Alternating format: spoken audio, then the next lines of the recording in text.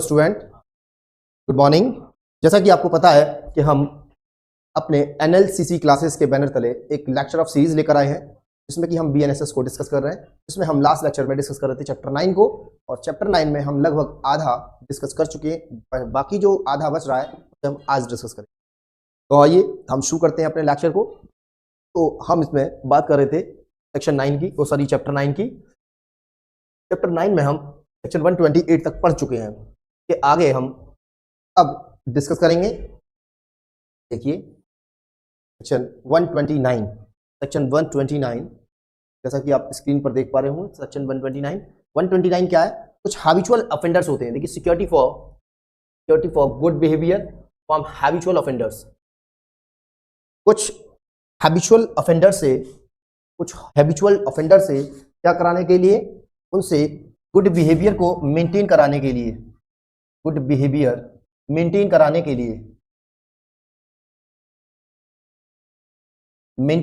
लिए क्या करेंगे? हम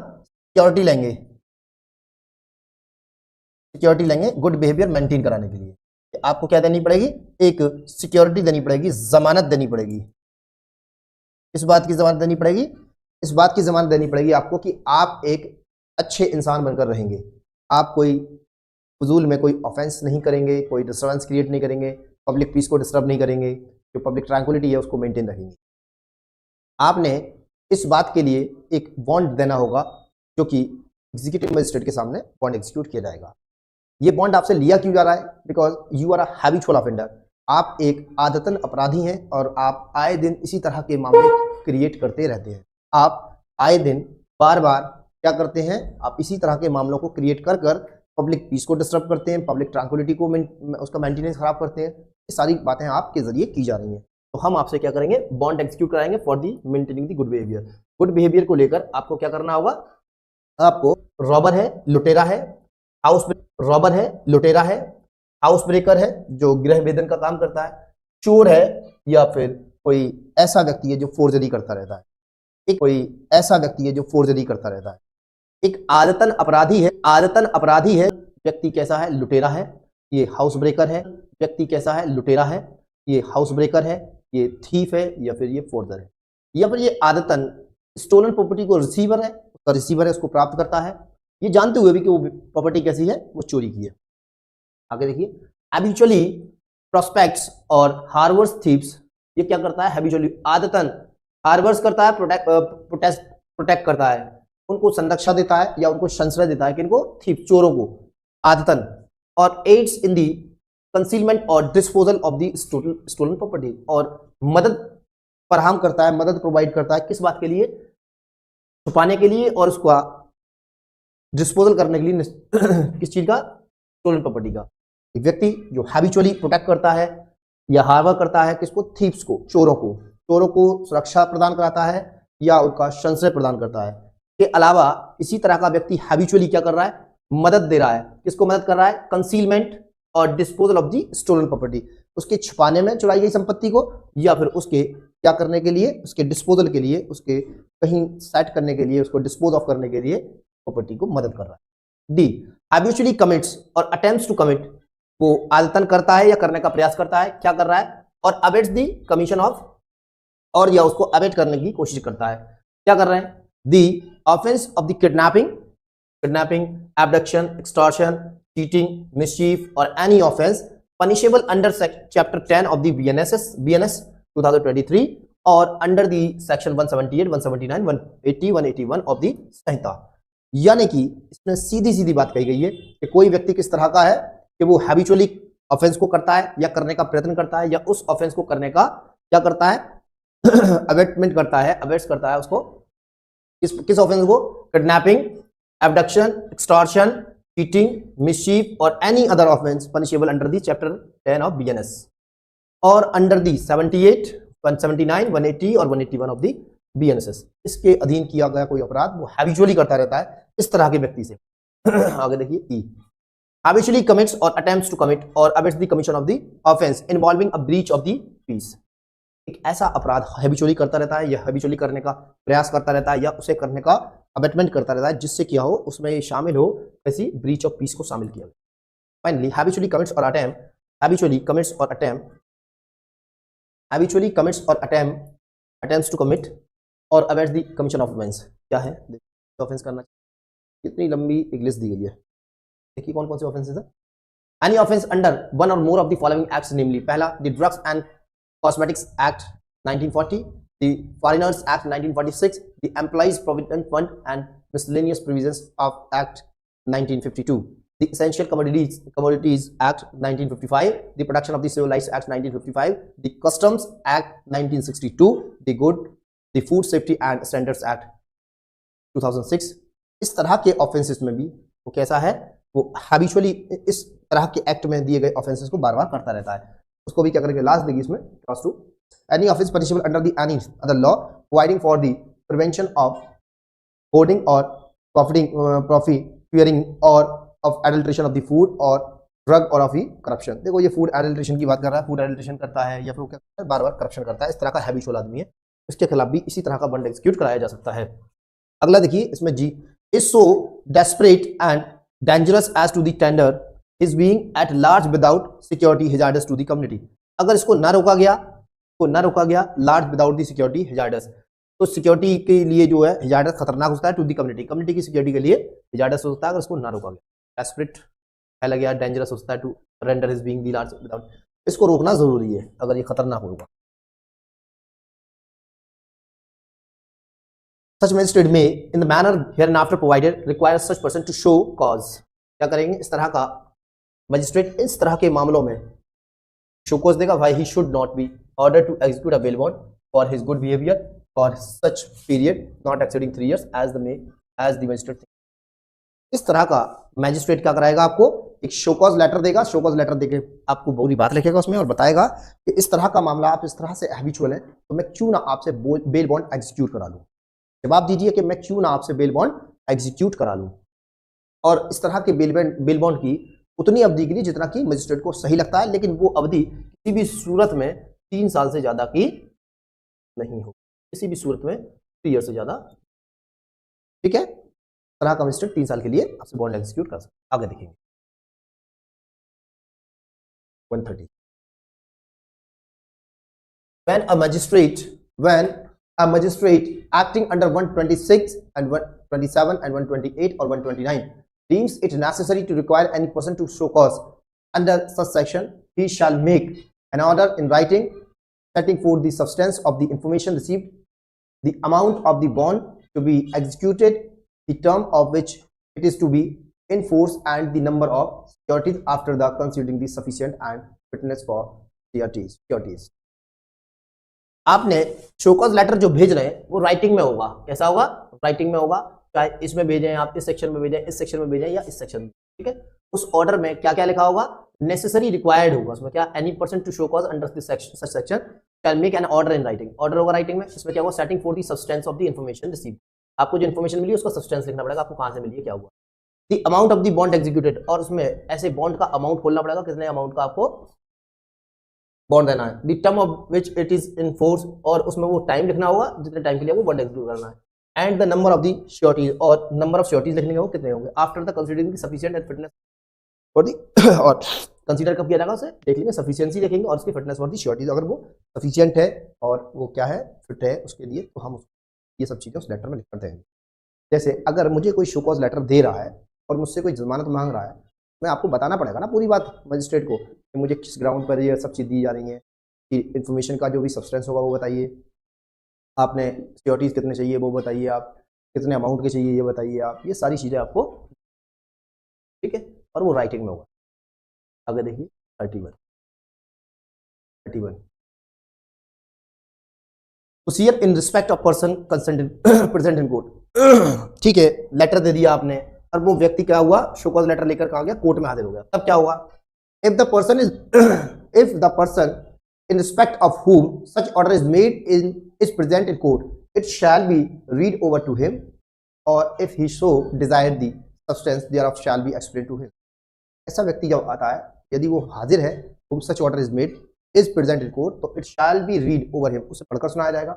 if he so desire, अगर वो कहता है तो उसके सब्सटेंस को भी एक्सप्लेन किया जाएगा, इस सब्सटेंस को भी एक्सप्लेन करेंगे। भाई हर आदमी कानून नहीं जानता है, उसे पढ़कर सुनाइए। अगर वो कहता है कि साहब इसको एक्सप्लेन कर दी तो एक्सप्लेन करना पड़ेगा। समन्स और warrant in case of the person not so present, अगर इस तरह का व्यक्ति प्रेजेंट नहीं होता है, इस तरह का व्यक्ति अगर इस तरह के लेटर को देने के बाद में प्रेजेंट नहीं हो रहा है, तो उसके खिलाफ क्या होगा, एक समन इशू किया जाएगा या फिर वारंट इशू किया जाएगा उसको हाजिर कराने के लिए। ठीक है, क्या कह रहे हैं, if such person is not present in court the magistrate shall issue a summons, magistrate क्या करेंगे, एक समन इशू कर देंगे रिक्वायरिंग हिम टू अपीयर, उसके उपस्थित होने के लिए। और when such person is in custody, अगर वो पहले से ही कस्टडी में है, a warrant directing the officer in whose custody is to bring him before the court, अगर वो व्यक्ति पहले से ही कस्टडी में नहीं है तो उसके लिए समन इशू किया जाएगा, और वो व्यक्ति किसी पर्टिकुलर अथॉरिटी की कस्टडी में है मौजूद, जैसे जेल अथॉरिटी में है, किसी और अथॉरिटी की कब्जे में या कस्टडी में है, तो उस अथॉरिटी को इस तरह का एक वारंट इशू किया जाएगा कि इस व्यक्ति को लाकर कहाँ हाजिर किया जाए, मजिस्ट्रेट के सामने, कोर्ट के सामने। आगे देखिए, provided that whenever it appears to such magistrate upon the report of the police officer or upon other information, the substance of which report or information shall be recorded by the magistrate, that there is reason to fear the commission of the breach of the peace, and that such breach of the peace cannot be prevented otherwise than by the immediate arrest of the such person, the magistrate may at any time issue a warrant for his arrest. अगर ऐसे magistrate के पास एक report आती है, appears क्या होता है, upon the report of the public officer या फिर कोई अदर आदमी इन्फॉर्मेशन था, और उसके सब्सटेंस से ये लगता है मजिस्ट्रेट को कि अगर हम क्या नहीं करेंगे, अगर हम इस तरह की रिपोर्ट पर हमें ये रीजन टू बिलीव है, क्या है, रीजन टू फियर है, रीजन टू बिलीव है, क्या, एक commission of the breach of the peace, इसको नहीं रोका जा सकता, पीस को डिस्टर्ब होने से नहीं रोका जा सकता जब तक कि इस व्यक्ति को क्या नहीं किया जाए, इसको अरेस्ट ना कर लिया जाए। तो फिर वो वारंट या फिर वो राइटिंग में ऑर्डर नहीं दिया जाएगा शो कॉज। भाई एक पुलिस ऑफिसर ने हमें बताया या किसी अदर इन्फॉर्मेशन, अदर सोर्स से इन्फॉर्मेशन मिली कि मिस्टर एक्स को अगर अरेस्ट नहीं किया गया मजिस्ट्रेट साहब, तो वो व्यक्ति निश्चित तौर पर ही क्या कर देगा, वो ब्रीच ऑफ पीस का ऑफेंस कर देगा। तो ठीक है, फिर ये शो कॉज, उसको कॉज मत देना उसे, क्या कर सीधा अरेस्ट वारंट निकलवाओ, उसे अरेस्ट करा। ठीक है, अगर तब लगता है, लेकिन रीजन टू फियर होना चाहिए आप, और वो रिकॉर्डिंग में होगी, जो भी वजह होगी आपके, उसे अरेस्ट करा। यह था आपका 132। आगे देखते हैं 133, क्या कह रहे हैं 133, copy of order to accompany summons of warrant. ठीक है, जो आपने समन इशू किया है ना, हमें समन या क्या इशू कर रहे हैं, वारंट कर रहे हैं इशू, के साथ साथ क्या लिख देना, वो ऑर्डर की कॉपी जरूर देना, कॉपी ऑफ ऑर्डर को साथ अटैच करके भेजना। ऑर्डर को क्या करना है आपको, इस तरह के ऑर्डर को इस कॉपी के साथ अटैच करके भेज दीजिएगा, और कुछ नहीं, खाली समन नहीं भेजना है, खाली समन नहीं भेजना है ना, खाली वारंट भेजना है। अगर इन केस आप समन इशू कर रहे हैं तब भी, और अगर इन केस अगर आप वारंट इशू कर रहे हैं तब भी आपको उस ऑर्डर की कॉपी, जो आपने ऑर्डर इशू किया है उसकी कॉपी उसके साथ। क्या कह रहे हैं, यही तो कह रहे हैं, एवरी समन और warrant issued under section 132 shall be accompanied by a copy of the order made under section 130, and such copy shall be delivered by the officer serving or executing such summon or warrant to the person served with or arrest under the same। ठीक है, जब समन को भेज रहे हैं जो भी executive officer वगैरह उसी के साथ भेज देंगे। आगे देखिए, power to dispense with the personal attendance. ठीक है, माफी चाहते हैं पर्सनल अटेंडेंस से, हाँ मुझे माफ कर दिया जाए कि मैं पर्सनल अटेंडेंस नहीं कर पाऊंगा, डिस्पेंस किया जाए, मुझे माफ कर दीजिए। क्यों माफ कर दें, कोई वजह बताइए। देखिए 134 के, द मजिस्ट्रेट में if he seems sufficient cause dispense with the personal attendance of the person called upon to show cause। show cause पे उसे बुलाया, वो पर्सनली नहीं आ सकता है। why he should not be ordered to the execute upon for keeping the peace or for good behavior and may permit him to appear by an advocate। ठीक है, आपको हम आपके वकील के माध्यम से आने की परमिशन दे, लेकिन वजह बता दीजिए भैया वो क्यों। अब वजह बता दीजिएगा, साहब मैं नहीं आ सकता हूँ, कोई बात नहीं, हम आपको परमिट कर देंगे, मजिस्ट्रेट आपको परमिट कर सकता है। ठीक है, आप खुद नहीं आना चाहते हैं तो अपने मजिस्ट्रेट के जरिए। पहली बात तो उसमें ही लिखा रहता है, शो कॉज लेटर में ही लिखा रहता है, क्या लिखा रहता है शो कॉज लेटर में, या तो खुद पर्सनली अपीयर हो जाइए या फिर थ्रू दी काउंसिल या फिर अपने अधिवक्ता के जरिए आप। 135 inquiry as to truth of the information. ठीक है, आपने क्या किया, आपने एक इंफॉर्मेशन के बेसिस पर हमें शो कॉज दे दिया और हम हाजिर हो गए, खुद आए हम, या हमें समन कर बुलाया गया, या हमें वारंट के जरिए बुलाया गया अगर हम किसी अथॉरिटी के अरेस्टिंग में, किसी अथॉरिटी की कस्टडी में थे, या फिर हम खुद नहीं आ सकते किसी कारणवश, तो हम अपने अधिवक्ता के जरिए क्या करें, इन कंप्लाइंस विद, और उसको हाजिर हुआ है वो या उसको लाया गया है उसके सामने, और इन एग्जीक्यूशन ऑफ समन्स और warrant issued under the section 132, या समन के जरिए लाया गया है या वारंट के जरिए, the magistrate shall proceed to inquire into the truth of the information. Magistrate क्या करेंगे, इंक्वायरी करेंगे इन्फॉर्मेशन का ट्रुथ जानने के लिए, upon which action has been taken, जिस पे बाद में क्या लिखता है, वो एक्शन लिखता है, and to take such further evidence as may appears necessary, और वो बाद में कोई और एविडेंस ले सकता है जैसा कि मजिस्ट्रेट को सही लगता है। दो चीजें, आप कोर्ट में आए या आपको बुलाया गया या आपको अरेस्ट करके लाया गया, जिस तरह भी आप आए कोर्ट या आप बुलाया गया कोर्ट में, तो वो आपको पढ़कर सुना दिया जाएगा, नोटिस समझा दिया जाएगा। उसके बाद में क्या होगा, उसके बाद में आपके साथ ये होगा कि एक इंक्वायरी करेगा मजिस्ट्रेट, और उस इंक्वायरी का क्यों करेगा, वो इन्फॉर्मेशन की सत्यता को जानने के लिए, उस इन्फॉर्मेशन की ट्रुथ को जानने के लिए, ठीक है, जो भी होगा। और अगर इसके अलावा उसे लगता है कि इंक्वायरी करने के बाद में कोई एविडेंसेस वगैरह लिए जाए तो वगैरह भी ले सकती है मजिस्ट्रेट को। क्लॉज 2 क्या कह रहा है, clause 2, such inquiry shall be made as nearly as may be practicable in the manner hereinafter prescribed for conducting trial and recording the evidence in summary। ठीक है, ये इंक्वायरी वगैरह कैसे होगी, तरह से होगी जहां तक ये प्रैक्टिकेबल हो, जहां तक कि साध्य हो, कहां तक, जहां तक, तो वो कैसी यूज की जाएगी, समन केसेस के तरीके का फॉर्मेट यूज किया जाएगा, उसमें जो मैनर है, तरीका है, समन केसेस वाला ही फॉलो करेगा।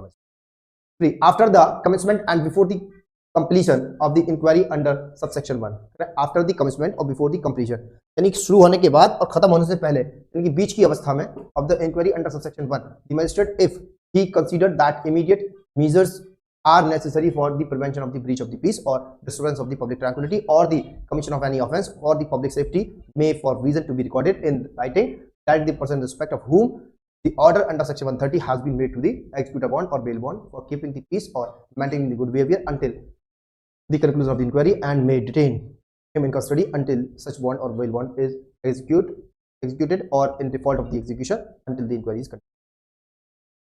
ठीक है भाई, हमें लग रहा है मजिस्ट्रेट है, भले ही हम जांच कर रहे हैं, और हमें लग रहा है जांच के बीच में, जांच शुरू होने के बाद और खत्म होने से पहले हमें लग रहा है कि नहीं नहीं, कुछ इस तरह की जरूरतें हैं जिनसे क्या होता है, प्रिवेंशन किया जा सकता है ब्रीच ऑफ पीस को, disturbance of the public tranquillity को, या commission of an offence safety वगैरह को, तब तक नहीं किया जाता जब तक कि इस आदमी से क्या ना करा लिया जाए, बॉन्ड एग्जीक्यूट ना करा लिया। ठीक है, उतने टाइम के लिए बॉन्ड एग्जीक्यूट करके दीजिए जब तक कि आपकी इंक्वायरी कंप्लीट नहीं हो रही है। अगर बॉन्ड एग्जीक्यूट नहीं करेंगे तो आपको जेल भेज दिया जाएगा जब तक कि हमारी कंक्लूजन ना निकला। भाई मैं मजिस्ट्रेट हूँ, आप आए, पूरा कॉपरेट किया आपने, आप कोर्ट में हाजिर है, मैंने इंक्वायरी शुरू कर दी, लेकिन मेरे पास कुछ इन्फॉर्मेशन ऐसी है कि इस आदमी से अगर आपने बॉन्ड एग्जीक्यूट नहीं कराया, ये जाकर बाहर बवाल कर देगा। इंक्वायरी को एक दिन में थोड़ी आती है, एक दिन, 2 दिन, 4 दिन में लगते हैं।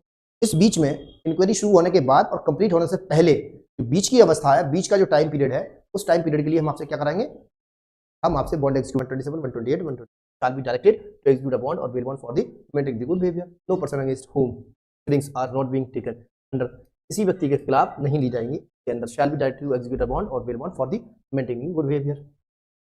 No person against, किसी व्यक्ति के खिलाफ नहीं जो कि proceedings are not being taken under section 127 के अंदर, 128, 129 के अंदर डायरेक्ट एग्जीक्यूट बॉन्ड नहीं कराया जाएगा अगर वो व्यक्ति क्या है, मैं पहले से गुड बिहेवियर की बात चल रही है, पब्लिक पीस में ही होगा बस खाली। देखो 127, 128, 129 में इस तरह की चीज नहीं की जाएगी, ये पहले से बीच में ही इंक्वायरी में आपसे क्या करा जाए, यहाँ क्या है, पब्लिक पीस वाले मामलों में ही किया जाए। बी, ये देखो जहां गुड बिहेवियर की बात है वहां बीच इंक्वायरी में आप उनसे बॉन्ड एग्जीक्यूट वगैरह नहीं करते। The condition of such bond whether as the amount thereof or as to the provision of securities or the number thereof or the pecuniary extent of their liability shall not be more onerous that those specified in the order under section. ठीक है, वही होगा, उससे ज्यादा नहीं कर पाएंगे आप। तो 130 के आदेश में जो अमाउंट और जो श्योरिटीज का नंबर, तो नंबर ऑफ श्योरिटीज भी वही रहेंगे और अमाउंट भी वही रहेगा जो कि आपको 130 के ऑर्डर में, यानी घटाएंगे बढ़ाएंगे नहीं आप।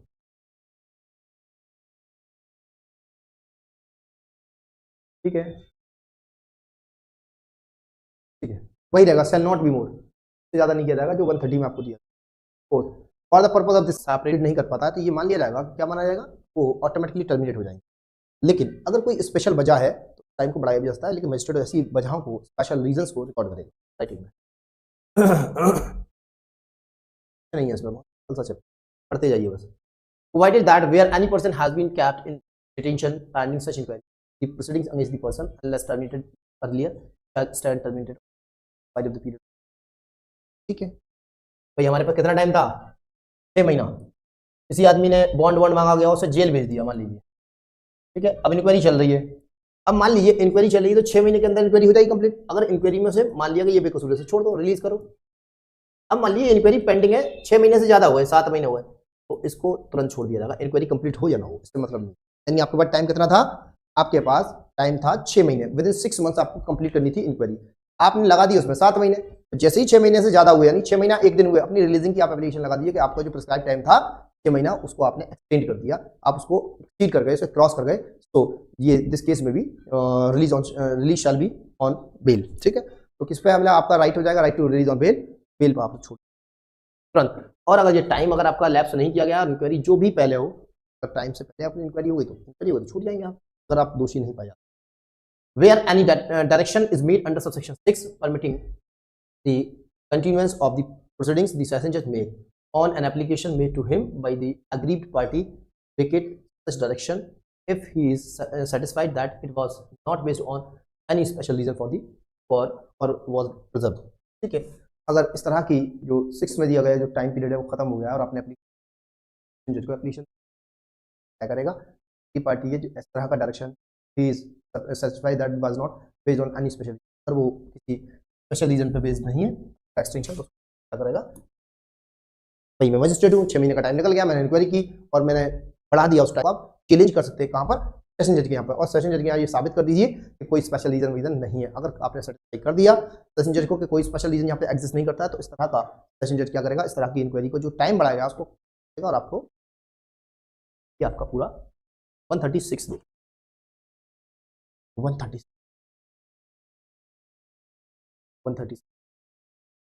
if upon such inquiry it is proved that it is necessary for keeping the peace or maintaining good behavior as the case may be, that the person in respect of whom the inquiry is made should execute a bond or bail bond order accordingly। order होगा देखें, order to give security। ठीक है, security. अब आपको पाया गया inquiry के बाद पाया गया नहीं नहीं तुम इस तरह के आदमी हो, तुम हैबिचुअल ऑफेंडर, तुमसे पीस डिस्टर्ब हो जाएगी, तुम गुड बिहेवियर मेंटेन करके नहीं रह सकते। ठीक है, तुमसे क्या लिया जाएगा? एक ऑर्डर को करा जाएगा और वो सिक्योरिटी के लिए ऑर्डर लिया जाएगा। ठीक है, आप क्या करिए? अब अपनी सिक्योरिटी को जमा कराइए, आप अपनी सिक्योरिटी लेके आइए। क्या करेंगे? Provided that no person shall be order to give security for a nature different from or of an amount larger than or a period longer than that specified in the order made the third. ठीक है, कोई भी चीज ज्यादा नहीं होनी चाहिए। जो 130 का नोटिस आपने हमें पहले दिया था उसमें नंबर ऑफ सिक्योरिटीज कितने थे, स्पेसिफाइड जो भी था, कितना अमाउंट के थे, कितना पीरियड के थे, वो सब का सब वही रहेगा जो 130 में आपने हमें नोटिस। अब बढ़ाया घटाया नहीं जाएगा। जो आपने 130 में मुझे नोटिस भेजा शो कॉज लेटर कि भाई इतना अमाउंट होना चाहिए, इतने सिक्योरिटीज लगेंगे, इतने टाइम पीरियड के लिए होगा, वही टाइम रहेगा, इससे घटाया बढ़ाया नहीं जा सकता। अगर देखिए the amount of every bond or bail bond shall be fixed due with due regard to the circumstances of the case and shall be exercisable. अब ऐसे नहीं है कि किसी ककड़ी के चोर को आप तलवार से काट देंगे। जिस तरह का केस का नेचर होगा उसी तरह का अमाउंट खुलेगा उनका, उसी तरह का क्या होगा टाइम पीरियड खुलेगा, जो भी सर्कमस्टांसेस होंगे उस हिसाब से, केस के हिसाब से। यानी कि आपने कुछ भी कुछ कहीं का कुछ लगा देंगे ऐसे। When the person is in respect of whom the inquiry is made is a child, the bond shall be executed by only his securities। ठीक है, when the person is respect of the whom the inquiry is made is a child, ठीक है, child है, बच्चा है, तो the bond shall be executed only his securities। ठीक है, तो फिर आपकी श्योरिटीज के लगेंगे, से खुद का बॉन्ड नहीं लग सकता, बच्चे हो ना आप इसलिए। ठीक है, आगे देखें क्या कर रहे हैं। क्या हुआ? डिस्चार्ज हो गया आप। Discharge of person inform against, जिसके खिलाफ इन्फॉर्मेशन थी उसको डिस्चार्ज कर दिया। If on an inquiry under section 135 it is not proved that it is necessary for keeping the peace or maintaining good behavior as the case may be, that the person in respect of whom the inquiry is made should execute a bond or make an action, shall make entry on the record to that effect, and if such person is in custody only the purpose of the inquiry shall release him, तुरंत छोड़ दिया जाए उसे, और if such person is not in custody shall discharge him। कि अगर वो jail में पहुंचा दिया आपने, उसे कस्टडी में पहुंचाया, तो उसे तुरंत छोड़ दीजिए। इंक्वायरी में वो दोषी नहीं पाया गया ना, उसके खिलाफ जो इन्फॉर्मेशन थी वो झूठी थी। सत्यता जानने के लिए बात कर रहे थे ना आप। जो इन्फॉर्मेशन आई थी मजिस्ट्रेट साहब ने उसकी सत्यता को जांचा, सत्यता में पाया गया इन्फॉर्मेशन गलत है तो उसको छोड़ दिया जाएगा, तो छोड़ दिया जाएगा। अगर वो किसी कस्टडी में है तो छोड़ दिया जाएगा, और वो कस्टडी में नहीं है तो इस तरह की डिस्चार्ज कर दिया जाएगा, श्योरिटी वगैरह लिए रखें। Commencement of period for which security is required, if any person is respect of whom an order requiring surety is made under the section 125 and 136 is at the time such order is made sentenced to or undergoing a sentence of the imprisonment period for which such security is required shall commence on the expiration of. ठीक है, वो आदमी jail well में गया है तो जो notice का जो टाइम था ना कि 1 साल के लिए आपको पाबंद किया जा रहा है या 3 साल के लिए, ये कब से शुरू होगा? जब वो आदमी सजा काट के बाहर निकलेगा तब से। जब वो पहले वाली बात बता रहा हूँ मैं, जो शुरुआत में हमने बताया आपको, कहाँ चलता है 125 की बात कर रहा हूँ, 125 क्या जुडिशियल पावर है ना, वो जेल में चला जाता है तो वो कब से शुरू होगा? तो जिस दिन उसकी सजा पूरी होगी और वो बाहर निकलेगा उसी दिन से ये इस तरह का क्या हो जाएगा आपका बॉन्ड की सॉरी नोटिस का time period. In other cases, इसके अलावा वो जेल में था तब, तो अब in other cases such period shall commence on the date of such order unless the magistrate for sufficient reason fix a later date. ठीक है, मैजिस्ट्रेट फिक्स कर देगा कोई, अनलेस कोई अगर रीजन ना हो तो रीजन रिकॉर्ड करेगा सब, नहीं तो वो अलग से डेट फिक्स कर देगा कि इस दिन से आपका क्या चलेगा, मैजिस्ट्रेट फिक्स करेगा इस दिन से आपका क्या चलेगा, इस दिन से आपका टाइम शुरू हो जाएगा आपके पीरियड ऑफ नोटिस का टाइम जो हमने आपको पाबंद किया। ठीक है, कंटेंट ऑफ बॉन्ड, कंटेंट्स क्या होंगे बॉन्ड के, कंटेंट्स क्या होंगे, अंतर्वस्तु क्या होगी बॉन्ड की। ठीक है, the bond of bail or bail bond to be executed by any such person shall be bind him to keep the peace or to be of good behaviour as the case may be, and in the latter case the commission or attempt to commit or the abatement of any offense punishable with the imprisonment whenever it may be committed is a breach of the bond or bail bond। ठीक है, सब कुछ लिख दो उसमें, किस offence के लिए उसके खिलाफ आपको इन्फॉर्मेशन मिली है, सब चीज़ें लिख दो उसमें, लिखा होगा उसमें कितने साल के लिए सजा है, कितना बेल बॉन्ड वगैरह सबकी जानकारी। पावर टू रिजेक्ट श्योरिटीज, इनको पावर होगी श्योरिटीज को रिजेक्ट करने की, इनको पावर होगी श्योरिटीज को रिजेक्ट करने की, इनके पास पावर है श्योरिटीज को रिजेक्ट करने की, पावर है श्योरिटीज को रिजेक्ट कर। तो देखो श्योरिटीज को रिजेक्ट कराते हैं, टू रिजेक्ट क्या कह रहे हैं, a magistrate may refuse to accept any sureties offered or may reject any surety previously accepted by him or his predecessors under this chapter on the ground that such surety is an unfit person for। ठीक है, वो कभी भी किसी भी time पे कर सकते हैं, may refuse to accept any surety offered, उसी टाइम पे जब आप श्योरिटी दे रहे तभी कर सकते हैं, और may reject any surety previously accepted by him, तो उसको पहले एक्सेप्ट कर लिया गया, बाद में पता लगता है कि वो आदमी फिट फॉर नहीं है सॉरी, उस मजिस्ट्रेट के जरिए या उस मजिस्ट्रेट के आने वाले सक्सेसर के जरिए पता लगता है कि भाई ये क्या है, तरह का मामला है कि ये आदमी फिट फॉर नहीं है किसके लिए, श्योरिटी देने के लिए, तो उसको बेल बॉन्ड को पर्पस दे रखा है। Provided that before so refusing to accept or rejecting any such surety, he shall either himself hold an inquiry on oath into the fitness of the sureties। ठीक है, इंक्वायरी करा लेगा वो और उस पर क्या करेगा, ओथ पे उसको फिटनेस कराएगा, और cause such inquiry to be held and a report to be made thereon, एक इंक्वायरी हेल्ड करा लेगा। ठीक है, report to be made thereon by a magistrate subordinate to, इस तरीके के मजिस्ट्रेट करा के करा देगा, कोऑर्डिनेट जांच करा लेगा, देखो इसे है या नहीं है slide. Such magistrate shall, before holding the inquiry, give reasonable notice to the surety and to the person by whom the surety was offered, and shall, in making the inquiry, record the substance adduced before him। ठीक है, भाई आपको हम भाई जांचना चाहते हैं ये श्योरिटी परफेक्ट है या नहीं है, इस तरह की जांच में हम क्या करेंगे, हम एक नोटिस दे देंगे ना कि भाई आपको अपना बचाव करना है तो करो अपना बचाव आगे, हमें तो ये श्योरिटी सही नहीं लग रहा, हम तो इसे सही नहीं मानते। ठीक है, अपने मौका दो, आएंगे वो अपनी बात रखेंगे। If the magistrate is satisfied after the considering the evidence so adduced either before him or before a magistrate deputed under subsection 1 and the report of the such magistrate, if any, that the surety is an unfit person for the purposes of the bail bond, he shall make an order refusing to accept or rejecting as the case may be such surety and recording him his reason for so doing। ठीक है, आपने जांच करने के लिए कह दिया अपने सबऑर्डिनेट मजिस्ट्रेट से, वो जांच करेगा, जांच करने के बाद एविडेंसेस वगैरह जो भी लेगा उसका रिजल्ट कुछ भी हो, चाहे वो एक्सेप्ट करे चाहे वो आपको रिजेक्ट करे श्योरिटीज को, दोनों ही अवस्था में दोनों ही कंडीशन में क्या करना हो, अपने रीजन रिकॉर्ड करने के क्यों वो उसको रिजेक्ट कर रहा है और क्यों वो उसको एक्सेप्ट कर रहा है श्योरिटी को। लास्ट का प्रोविजो देखें, प्रोविजो क्या है, provided that before making an order rejecting any surety who has previously, एक या दो सेक्शन मात्र बचे हैं, हम इसको कल के सेशन में हम इसको डिस्कस।